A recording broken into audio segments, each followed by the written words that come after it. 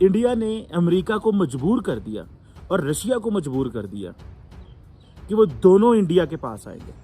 ये जो नरेंद्र मोदी है, वो जो चौकीदार का कॉन्सेप्ट है नरेंद्र मोदी का, वो तो मजबूत हो गया। तो इंडिया अमेरिका का वाहिद पार्टनर है जो रशिया और अमेरिका के साथ एट द सेम टाइम एक स्ट्रेटेजिक डायलॉग लेके चल रहा है। रशियन प्रेसिडेंट पुतिन कभी भी इंडिया ना आता अगर इंडिया ने जो अपनी डिफेंस स्ट्रैटेजी क्राफ्ट की है उसको एक बहुत ही एक मुनफरद अंदाज से अमेरिका और यूरोप में देखा जा रहा है। अमेरिकन इससे कैसे देखते हैं, मैंने बहुत सारे दोस्तों से दुनिया में बातें की हैं जहाँ जहाँ मेरा कोई ताल्लुक वास्ता है, तो मैं ये समझने की कोशिश कर रहा हूँ और मैं देखने की कोशिश कर रहा हूँ कि अमेरिका किस तरह इंडिया के ऊपर सैंक्शन नहीं लगा रहा, जबकि इंडिया वो वाहिद अमेरिकन पार्टनर है। मैं दोबारा दोहराने लगा हूँ, इंडिया अमेरिका का वाहिद पार्टनर है जो रशिया और अमेरिका के साथ एट द सेम टाइम एक स्ट्रेटेजिक डायलॉग लेके चल रहा है, एक स्ट्रेटेजिक कोऑपरेशन लेके चल रहा है। अब आप ये देखें कि रिसेंटली जो पुतिन साहब आए थे इंडिया में, उन्होंने जो डील्स की वो तो की, लेकिन एक तरफ इंडिया अपनी आर्म्ड फोर्सेस को मॉडर्नाइज कर रहा है। अमेरिकन ये चीज़ कभी बर्दाश्त नहीं करते थे when it comes to Europe. American बड़ा जेलसली गार्ड करते हैं। आपको याद होगा कि जो 5G टेक्नोलॉजी ब्रिटेन लेना चाह रहा था तो अमेरिकन ने स्टॉप कर दिया। यूरोपियंस जो हैं वो आज भी कहते हैं कि अमेरिका हमें दबा रहा है कि आप चीन के साथ करीब ना हो, आप रशिया के साथ करीब ना हो। वो कहते हैं ठीक है, हमने रशिया से तो दूर रहेंगे, कम्युनिज्म है, लेकिन चीन से हम किस तरह दूर रहें।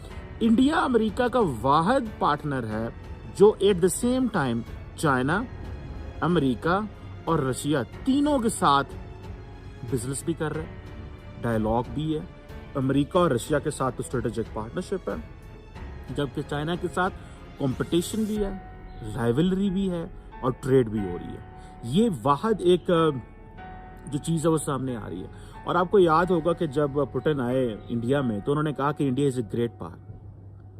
पुतिन कभी भी इंडिया ना आते, रशियन प्रेसिडेंट पुतिन कभी भी इंडिया ना आता अगर उनको ये एहसास होता कि इंडिया जो है वो कंप्लीटली अमेरिकन ब्लॉक में चला गया। उनको इस चीज़ का एहसास है कि इंडिया जो है वो बैलेंसिंग एक्ट कर रहा है। अभी इन्होंने जो 10 साल की जो डिफेंस टेक्निकल कोऑपरेशन साइन किया और 1 साल का जो ऑयल कॉन्ट्रैक्ट जो साइन किया, अब जो अमेरिका की स्ट्रेटेजिक पार्टनरशिप के बावजूद उनको पता है कि इंडिया जितना भी अमेरिका के करीब है वो ये जो एक मिलिट्री कोऑपरेशन है इसको वो कंटिन्यू करेंगे। और आपको पता है कि इस वक्त तकरीबन जो मैंने बताया था पिछली वीडियोस में कि पिछले 30 साल में $45 बिलियन का असला इंडिया ने रशिया से खरीदा।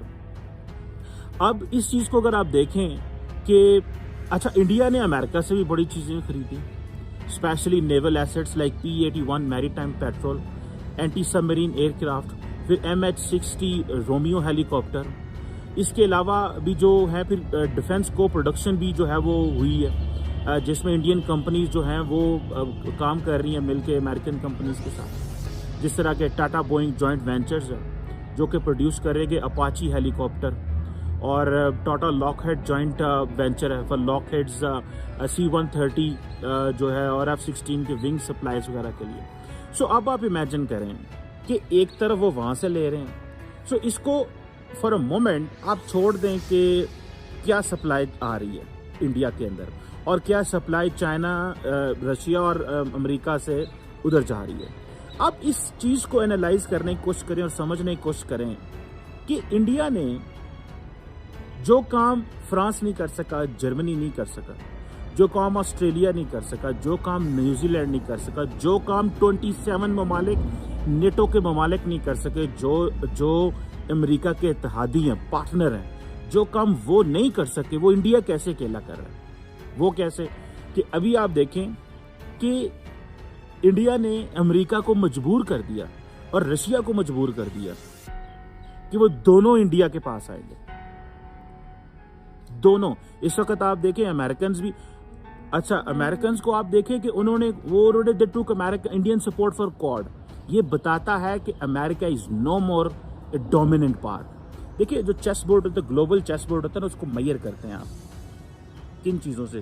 पहली चीज़ होती है आपकी मिलिट्री पावर, फिर होती है आपकी इकोनॉमिक पावर, फिर होता है आपका पॉलिटिकल इन्फ्लुएंस। नॉर्मली ये 3 चीज़ें होती हैं जिससे आप दुनिया को मेजर करते हैं। अच्छा, मज़े की बात यह है कि अमेरिका का डिफेंस बजट जो है वो $750 अरब है। कितनी बड़ी इकॉनमी भी देख लें, दुनिया की सबसे बड़ी इकॉनमी है। उसके बाद आ जाए, ये तो डिफेंस हो गया। पॉलिटिकल इन्फ्लुएंस में अमेरिका वो नहीं रहा। अमेरिका हर रोज़ पीछे हट रहा है। मिसाल के तौर पे ये जो समिट थी बाइडेन साहब की डेमोक्रेसी के ऊपर, उसमें उनको चैलेंजेस हैं। कई ममालिक को उन्होंने बुलाया नहीं, कई वहाँ पे गए नहीं हैं। तो वो जो अमेरिका एक रखता था ना ममालिक के ऊपर ह्यूमन राइट्स, अब वो इंडिया को नहीं कर पा रहा। वो उन्होंने आप कहे ना उन्हें कि जो रिलीजियस फ्रीडम है, अमेरिका ने जो इंडेक्स इंडिया के ऊपर डाला और कहा कि जी India is a country of particular concern, क्यों वापस ले लिया? पाकिस्तान के ऊपर रखा उन्होंने। सो इसका मतलब यह है कि वो जो पॉलिटिकल इन्फ्लुएंस अमेरिका का हुआ करता था वो अब डिमिनिश हो गया। This is not just because कि एक तो इसका फैक्टर ये है कि America has not come up with the new world order. The new world order is being shared by the Chinese, जिसे कहते हैं ना राइज ऑफ द रेस्ट। जो राइज ऑफ द रेस्ट है, जिसमें आप देखते हैं कि इंडिया है, जिसमें आप देखते हैं चाइना है, जिसमें आप देखते हैं कि और छोटे छोटे ममालिक हैं, ठीक है, जैसे यूएई को देख लें। इनको हम सेमी पेरिफेरी बोलते हैं, सेमी पेरिफेरल, जो इंटरनेशनल रिलेशंस की लैंग्वेज जो लोग समझते हैं। आप देखें कि इंडिया को फोर्स किया गया और कहा गया कि आप S-400 ना लो, उन्होंने ले लिए। और ये जो 2017 का जो लॉ था, countering American adversaries through sanctions act, ठीक है जी, और ताकि दुनिया के लोग जो है वो ना खरीदें। किस तरह डबल स्टैंडर्ड करने पड़े अमेरिका को। चाइना को कुछ और अंदाज से देखा, रशिया और टर्की को किसी और अंदाज से देखा। और जिस तरह मॉस्को ने इंडिया को एक सीरियस प्लेयर के तौर पर लिया, उन्होंने समझा कि इंडिया वो वाहिद प्लेयर है, ये काम फ्रेंच नहीं कर सके। गो के पूरे यूरोप में आज भी जो गैस है, जो एनर्जी सप्लाईज हैं, वो बहुत सारी जो है वो रशिया से जा रही हैं। लेकिन जो काम अमेरिका, जो इंडिया, जो काम पूरा यूरोप नहीं कर सका, फ्रांस नहीं कर सका, जर्मनी नहीं कर सका, स्कैंडिनेवियन कंट्रीज नहीं कर सका, कोई भी नहीं कर सका, वो काम इंडिया किस तरह कर रहा है। इट मीन्स कि जो चाइनीज पावर है, देखें, there is some American weakness which we have to understand, and that American weakness is China. वो जो उनकी सॉफ्ट वैली है, वो जो एक प्रॉब्लम है जो अमेरिका को, वो रशिया के दौर में नहीं देखना पड़ रहा, क्योंकि जो चाइनीज हैं उन्होंने ग्लोबल सप्लाई चेन पे इस तरह कंट्रोल कर लिया है। वो रिवर्स इंजीनियरिंग के बादशाह, वो प्रोडक्शन के बादशाह, वो इस तरह दुनिया में काम कर रहे हैं कि वो आप उनको इग्नोर नहीं कर सकते, आप इनको इग्नोर नहीं कर सकते। देखिए, मैं देख रहा था कि एक जैसे रिसेंटली जब ये सप्लाई चेन हुआ तो इश्यू चला, तो चाइनीज जो है वो तो US 1 सेंट का भी मास्क देते हैं, US 1 सेंट का मास्क देते हैं। अमेरिकन से दे ही नहीं सकते। वो अमेरिकन वो बड़ी मिलिट्री हार्डवेयर में वो हैं, वो बड़ा अपने आप को वो जो हाई टेक मिलिट्री इंडस्ट्री है उसमें उन्होंने अपने आप को रखा हुआ। लेकिन ये समझने की ज़रूरत है, इस पर स्टडी होनी चाहिए और इसको बड़ा डीपली समझनी चाहिए कि why India is capable enough to deter America not to behave with India the way Americans behave with the Europe and with the European partners.